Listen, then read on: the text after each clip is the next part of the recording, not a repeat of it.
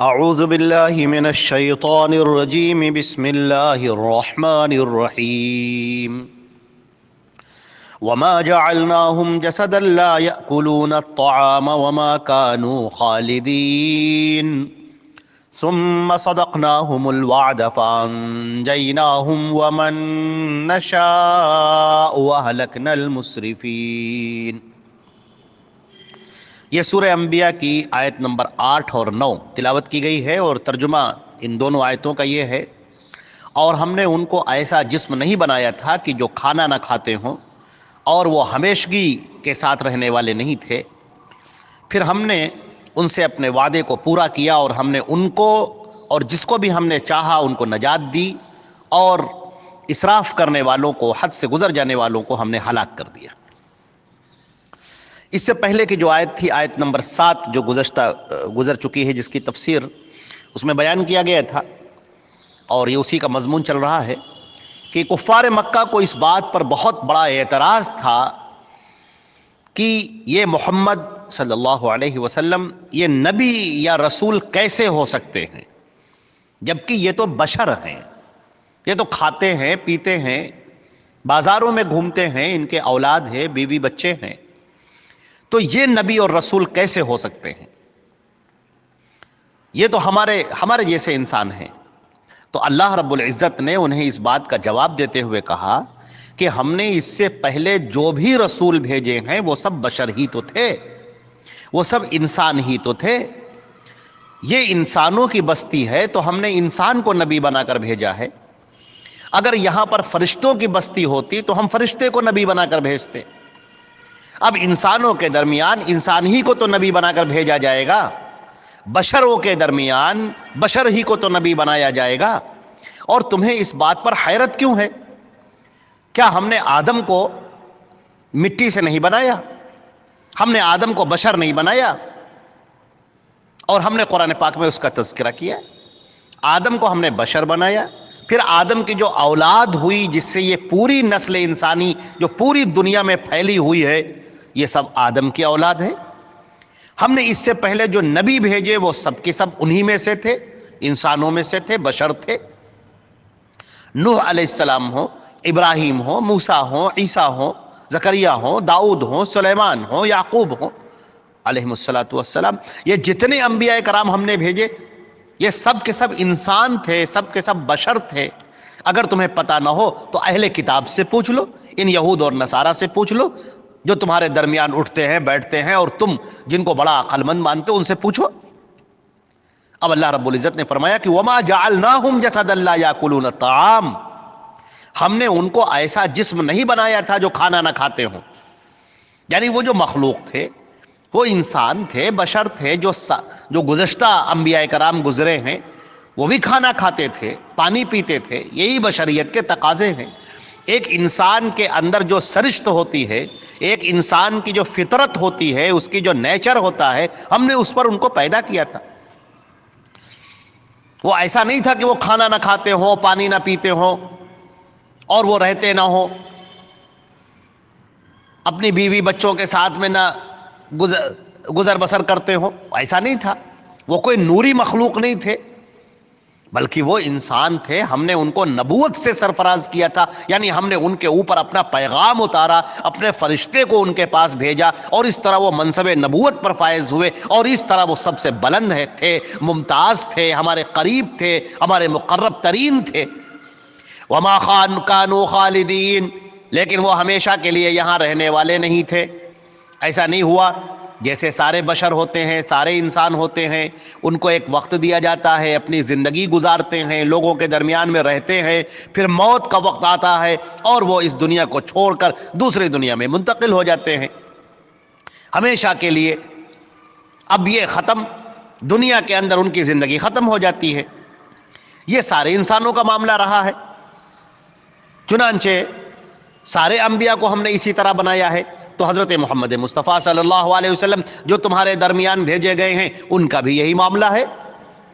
ان کے اوپر بھی ہم نے نبوت نازل کی، ہم نے رسالت نازل کی، اور ہم نے ان کو تمام نبیوں کا اور تمام رسولوں کا ہم نے ان کو سردار بنایا۔ اس طرح ان کا مقام بہت بلند ہے، ان کا مرتبہ نہایت عالی ہے، لیکن اس کا یہ مطلب نہیں کہ وہ انسان نہیں ہے، وہ بشر نہیں ہے، بلکہ وہ انسان ہیں، بشر ہیں۔ انسان کے جو تقاضے ہوتے ہیں وہ ان کے اندر موجود ہیں، انسان کی جو فطرت ہوتی ہے وہ ان کے اندر موجود ہیں۔ اسی طرح جیسے انسان دنیا میں آتے ہیں وہ بھی آئے، جیسے انسان دنیا سے جاتے ہیں وہ بھی اس دنیا سے گئے، ان کو بھی بھوک لگتی ہے، پیاس لگتی ہے، ان کی اولادیں ہیں، بیوی ہیں، بچے ہیں، لوگوں میں بیٹھنا ہے، اٹھنا ہے، ہنسنا ہے، بولنا ہے۔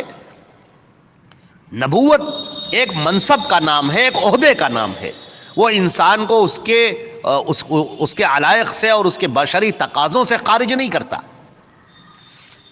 چنانچہ آج بھی بہت سارے لوگوں کے ذہنوں کے اندر ایک بات بیٹھ گئی ہے کہ جو بزرگ ہوتے ہیں وہ صاحب نہ کھاتے ہیں نہ پیتے ہیں۔ چنانچہ اس طرح لوگوں نے بہت سارے قصے بھی گڑھ رکھے ہیں اپنے بزرگوں کے بارے میں، ایسی ایسی چیزیں گڑھ رکھی ہیں۔ ایک بزرگ کے بارے میں آتا ہے کہ وہ 12 سال تک بلا کچھ کھائے پیے رہتے تھے، اور ہاتھ میں ایک لاٹھی تھی، بس ذرا سا اس کو اپنے منہ میں ڈال لیتے تھے بس، یا کتر لیتے تھے ذرا سا۔ کنویں کے اندر الٹے لٹک کر 12 سال عبادت کی۔ اب ذرا کوئی پوچھے کہ یہ کنویں میں لٹک کر عبادت کرنا یہ سب کیا ہے، اور 12 سال تک نہ کچھ کھانا نہ پینا، یہ کون سی بزرگیت ہے؟ یہ اصل میں عجوبہ پسندی ہے۔ آدمی جس سے بڑی شدت سے محبت کرتا ہے اس کے بارے میں بہت ساری باتیں گڑھ لیتا ہے اور بہت ساری باتیں رائج کر دیتا ہے، پھیلا دیتا ہے۔ بہت سارے اب جو لوگ اپنے آپ کو بزرگ بنانا چاہتے ہیں، لوگوں کے نگاہوں میں دھوکہ دینے کے لیے وہ بہت ساری کٹیا جیسی بنا لیتے ہیں اور اس کے اندر رہنے لگتے ہیں، اور معلوم ہوا کہ وہ بالکل کھانے پینے سے دور ہیں، کہیں پیڑ پر چڑھے جا رہے ہیں، اس پر لٹک کر عبادت کر رہے ہیں، کہیں نہا نہیں رہے، غسل نہیں کر رہے، اور کوئی پانی کو چھو تک نہیں رہا ہے، اور کوئی بالکل عورت سے بالکل بھاگتا ہے، دور بھاگتا ہے۔ تو یہ وہ جو ساری چیزیں ہیں یہ لوگوں کے ذہن نے بنائی ہیں، لوگوں کے ذہنوں نے تراشی ہیں۔ حضرات انبیاء کرام کو آپ دیکھیے، اور خود سب سے بہتر، سب سے شاندار نمونہ اور جو ہمارے لیے نمونہ بنائے گئے وہ حضرت محمد مصطفیٰ صلی اللہ علیہ وسلم سید الاولین والآخرین ہیں، خاتم النبیین ہیں۔ ان کا نمونہ دیکھیے، ان کی زندگی دیکھیے، کتنی پاکیزہ، کتنی شاندار اور کتنی عمدہ زندگی ہے۔ آپ اللہ کا پیغام پہنچا رہے ہیں، اللہ سے محبت کرنے والے ہیں، عبادت کرنے والے ہیں، اللہ کا ذکر کرنے والے ہیں، لوگوں کو اللہ کی طرف بلانے والے ہیں، اور بیوی بچوں کا بھی حق ادا کرنے والے ہیں، اپنے ساتھیوں کا بھی حق ادا کرنے والے ہیں، دوستوں کا بھی حق ادا کرنے والے ہیں، رشتہ داروں کا بھی حق ادا کرنے والے ہیں، جو غریب، محتاج، فقراء، مساکین ہیں ان کا بھی حق ادا کرنے والے ہیں۔ یہ ہوتی ہے شاندار زندگی، جس میں اپنے حقوق بھی ادا کیے جا رہے ہیں اور اللہ کی عبادت بھی کی جا رہی ہے۔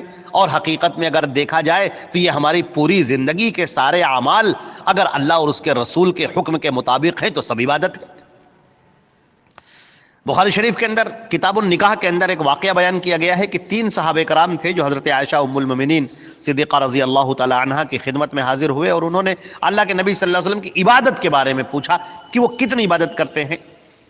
تو انہوں نے بتایا کہ اتنا پڑھتے ہیں، عشاء کی نماز پڑھی، گھر میں آئے 2 رکعت سنت پڑھی، پھر سو جاتے ہیں، پھر رات میں اٹھتے ہیں 8 رکعت پڑھتے ہیں، پھر 3 وتر پڑھتے ہیں، اور بسا اوقات 1 وتر پڑھتے ہیں۔ یہ آپ کا طریقہ ہے۔ فَكَأَنَّهُمْ تَقَالُّهَا، ان کو یہ سب بڑا کم لگا۔ ایک نے کہا کہ ارے بھائی اللہ کے رسول تو بخشے بخشائے ہیں، ان کو عبادت کی ضرورت کیا ہے، رہ گئے ہم تو لوگ گنہگار ہیں، لہٰذا ہم لوگ تو خوب عبادت کریں گے۔ ایک نے کہا کہ میں ہمیشہ روزہ رکھوں گا، کوئی دن ناغہ نہیں کروں گا۔ ایک نے کہا کہ میں پوری رات عبادت کروں گا، کبھی نہیں سوؤں گا۔ ایک نے کہا کہ میں کبھی شادی نہیں کروں گا، پوری زندگی عبادت میں لگا دوں گا۔ یہ بات جب انہوں نے حضرت عائشہ نے سنی اور وہ لوگ چلے گئے، تو جیسے ہی اللہ کے رسول صلی اللہ علیہ وسلم تشریف لائے، آپ نے ان کو بتایا۔ نبی کریم صلی اللہ علیہ وسلم نے سارے صحابہ کو جمع کیا اور کہا کہ میرے گھر پر 3 لوگ آئے تھے، انہوں نے ایسی ایسی باتیں کی، سنو، الا سنو، واللہ انی لاخشاکم للہ واتقاکم لہ، اللہ کی قسم میں تم میں سب سے زیادہ اللہ کا خوف کرنے والا ہوں اور سب سے زیادہ اللہ کا تقوی اختیار کرنے والا ہوں، لیکن میں روزہ بھی رکھتا ہوں اور ناغہ بھی کرتا ہوں۔ میں عبادت بھی کرتا ہوں سوتا بھی ہوں، اصلی، میں نماز بھی پڑھتا ہوں سوتا بھی ہوں، میں شادی بھی کرتا ہوں، میرے بچے بھی ہیں۔ فمن رغب عن سنتی فلیس منی، جو میری سنت سے اعراض کرے وہ مجھ میں سے نہیں۔ معلوم یہ ہوا کہ عبادت کرنے کا طریقہ خود سے نہیں بنایا جاتا، آپ نے اپنی مرضی سے گڑھ لیا، طریقہ بنا لیا، ہم ایسا کر لیں تو اللہ خوش ہو جائے گا، ایسا کر لیں تو اللہ خوش ہو جائے گا، کھانا نہ کھائیں، پانی نہ پئیں اور اپنے آپ کو مصیبت میں ڈالیں، نماز پڑھنے کے لیے کہیں جلتی ہوئی چٹان پر کھڑے ہو جائیں، زبردستی اپنے آپ کو پریشانی میں ڈالیں، اس کو اللہ تعالیٰ نے پسند نہیں کیا ہے۔ فرمایا کہ نبی نے جو تم کو طریقہ دیا ہے، جو طریقہ تم کو بتایا ہے، بس یہی طریقہ ہے جو ہمارا پسندیدہ طریقہ ہے۔ من رغب عن سنتی فلیس منی، جو میرے سنت سے اعراض کرے وہ مجھ میں سے نہیں ہے۔ وہ کیسا مسلمان ہے، وہ کیسا مومن ہے جو اللہ کے رسول کے طریقے سے بھاگ رہا ہو، اس نے اپنا طریقہ اختیار کر رکھا ہو، اپنا طریقہ ایجاد کر رکھا ہو، اپنی عبادتیں ایجاد کر رکھی ہوں، اپنا طور طریقہ اس نے بنا رکھا ہو، وہ مومن کیسے ہو سکتا ہے، وہ مسلمان کیسے ہو سکتا ہے؟ مسلمان تو وہ ہے جو اپنے آپ کو اللہ کے رسول کے حوالے کر دے اور اللہ کے رسول صلی اللہ علیہ وسلم کی ہر بات جو آپ نے پہنچائی ہے ہم تک، اس پر عمل کرے، اور جو عمل نہ کر سکے، جو کوتاہی ہو جائے، اس پر اللہ سے توبہ کرے، اللہ سے استغفار طلب کرے۔ یہ ہے ایک بندے مومن کی نشانی، یہ ہے ایک بندے مومن کا طریقہ۔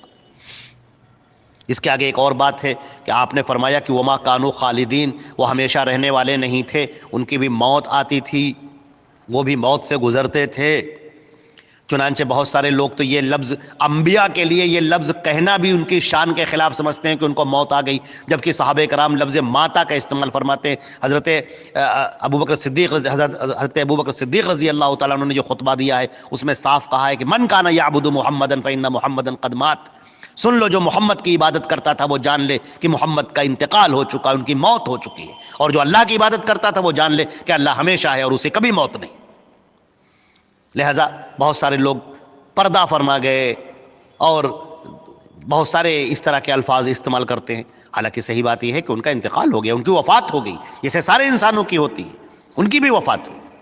اللہ تعالیٰ فرماتے ہیں کہ ہم نے اپنے وعدے کو سچ کر دکھایا، یعنی انبیاء کرام ہی وہ بلند ہوں گے، اور ان کے ساتھ جو ہم نے وعدہ کیا ہے کہ حق کو غالب کر کے رہیں گے، تو ہم نے ان کے وعدے کو پورا کیا، اپنے وعدے کو پورا کیا۔ ہم نے جب عذاب بھیجا، ان لوگوں کو ہم نے ہلاک کیا جو نبیوں کو پریشان کرنے والے تھے، مومنین کو تکلیفیں پہنچانے والے تھے، اذیتیں پہنچانے والے تھے۔ ہم نے اپنے انبیاء کو اور جو بھی ان کی پیروی کرنے والے تھے ان کو ہم نے نجات دی، اور جو حد سے گزر جانے والے لوگ تھے ان کو ہم نے ہلاک کر دیا۔ لہذا مکہ کے لوگوں، تم بھی اس بات سے ڈرو، تم بھی محمد صلی اللہ علیہ وسلم کو تکلیفیں پہنچا رہے ہو اور مومنین پر مصیبتیں ڈال رہے ہو، ڈرو اس بات سے کہ ہم تمہارے اوپر عذاب نہ بھیج دیں۔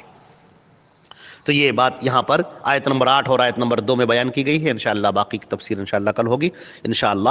والسلام علیکم ورحمۃ اللہ وبرکاتہ۔